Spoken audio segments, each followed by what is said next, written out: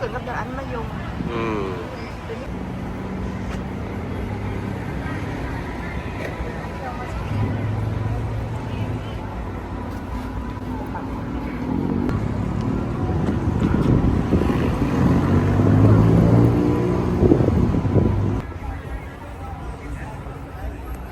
เนี่ย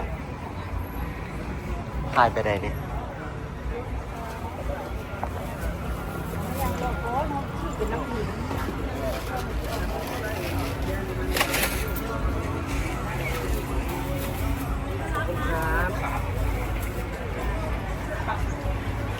มา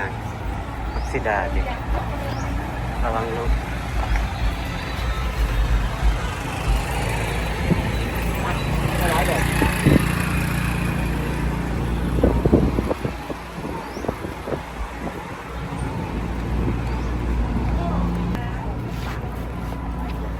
10 กิโล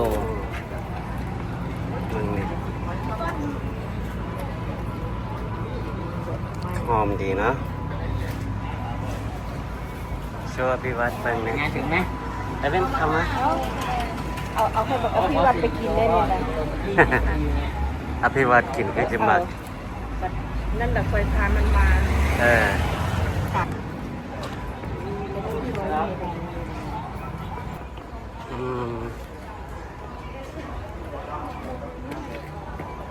ตาแซ่บเนาะนี่จะเบิ่งมักต้องเกรฟดองนี่เห็นปะมักกะทันอันนี้นี่มักกะทันม่วงดอง